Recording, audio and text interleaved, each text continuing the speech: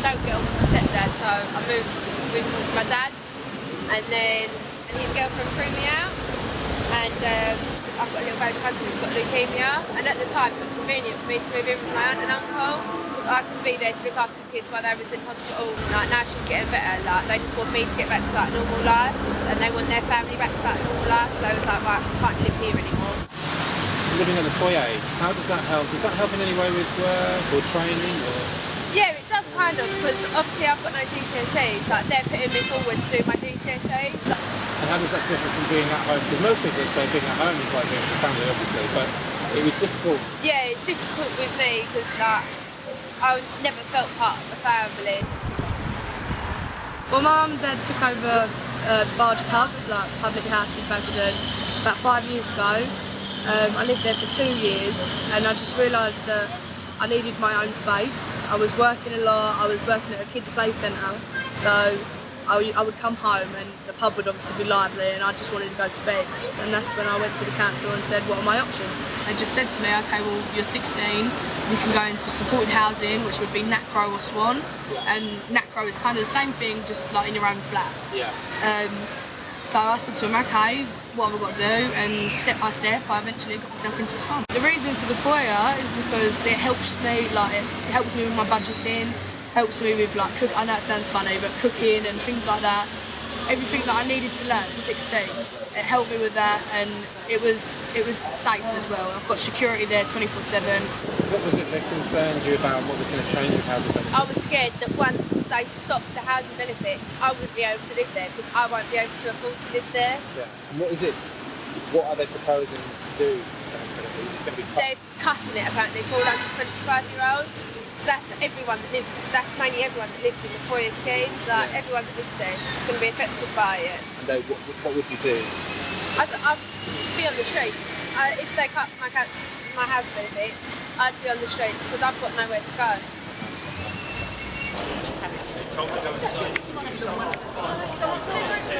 There's 5 of us.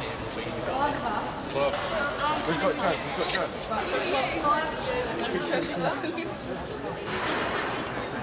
Without the foyer, we wouldn't be here today, we wouldn't be anywhere today, we'd be on the streets, like, nowhere. Yeah, and you receive housing benefit which is paid to the foyer to allow you to live there, and the reductions and the fact that you won't be able to claim until you're 25. Yeah, it's well affected. The idea is not you end up out on the street. You've got to make sure that you have somewhere safe to go and that you are supported when. But where would we go? That's what we're saying. Hopefully we would need to work on a system that would allow you to continue with Swan.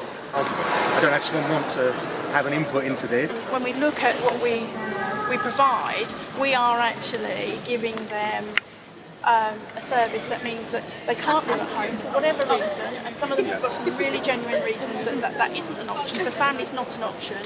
This is the only option for them. But what they're getting from us is more than that roof over their head. So they leave us independent, hopefully working, or at least working towards working, going in education and training. Well, having visited the foyer probably 2.5 years ago, I mean, you could see what it was giving to the young people and the support they were receiving. But is Swan saying that because of the changes, they will no longer be able to provide that service? The thing about is the statement that David Cameron made in June. Right. About removing housing benefit for the under 25, so they won't actually be able to claim it. And so that's the bit that obviously they've heard in the news. And right, I understand. We're both 18, we both work full-time jobs, both pay council tax, and we have nothing left at the end of the month. And then if you take that housing benefit away, then I'm going to have like even more debts because obviously I won't be able to pay the we full pay what amount we can for it. now, and that murders us now. But rather than make up the answers to the question, let's actually find out the real details, and then I can write back to you and tell you what the answer to the question is. Any other questions? That's pretty much it. Yeah. Any of the others wanted to ask anything? No. They're all really shy. Yeah, very good.